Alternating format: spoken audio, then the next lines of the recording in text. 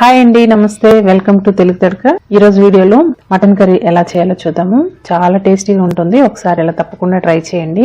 ఈ mutton curry రాగి సంగటి, రోటీ, రైస్, బిర్యానీ, పులావ్ ఇలా అన్నిటితో చాలా టేస్టీగా ఉంటుంది. చాలా ఈజీ ప్రాసెస్ లో చూపిస్తున్నాను. తప్పకుండా ఈ విధంగా ట్రై చేయండి. సూపర్ టేస్టీగా ఉంటుంది మటన్ కర్రీ. ముందుగా ఈ మటన్ కర్రీ కోసం మసాలాని ప్రిపేర్ చేసుకుందాం.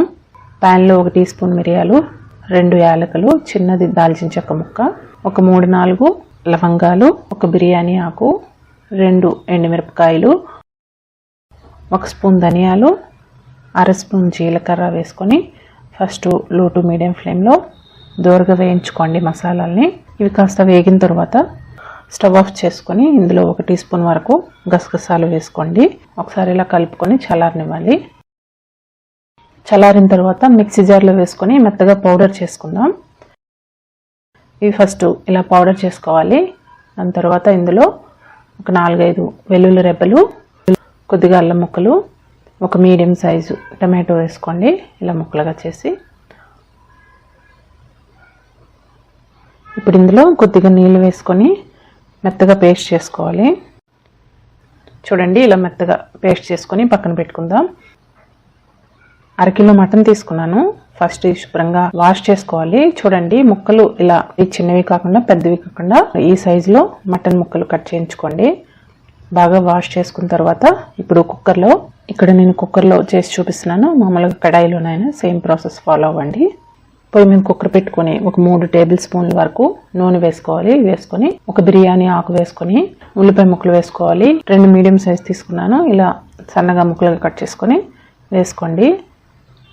ఉల్లిపాయ ముక్కలు తొందరగా మగ్గడం కోసం ఇందులో 1 టీ స్పూన్ వరకు సాల్ట్ వేసుకొని ఉల్లిపాయ ముక్కలు తొందరగా వేగుతాయి.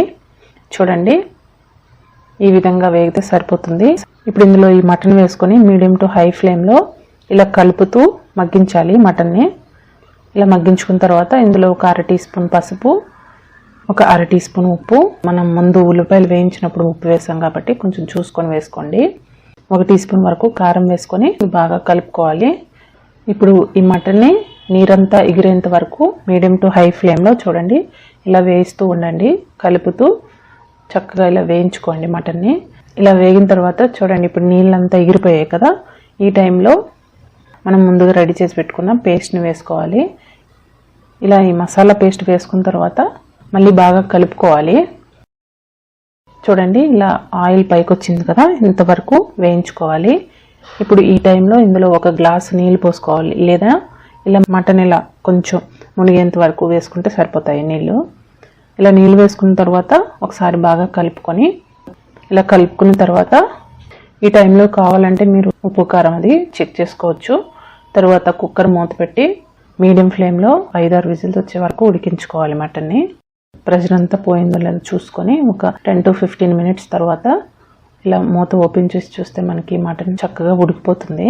మంచి గ్రేవీతో, థిక్ గ్రేవీతో చాలా చక్కగా వచ్చింది మటన్ కర్రీ. ఒకవేళ ఉడకలేదనుకోండి మళ్ళీ మూత పెట్టి ఒక 2 విజిల్స్ వచ్చిన వరకు ఉడికించుకోండి. కొన్నిసార్లు మటన్ డిఫరెన్స్ ఉంటుంది కదా, కొన్ని లేతగా కొన్ని ముదురుగా ఉంటాయి కదా మటను. అందుకని మీరు చూసుకొని దాన్ని బట్టి మళ్ళీ మూత పెట్టి కుక్ చేసుకోండి.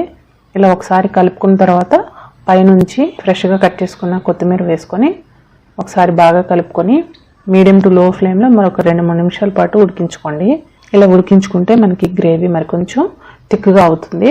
చూడండి, కన్సిస్టెన్సీ చూసుకోండి. మీకు గ్రేవీ ఇలా ఉంటే బాగుంటుంది. మనకి రోటీ, రైస్, బిర్యానీ, రాగి సంగటి వీటితో బాగుంటుంది.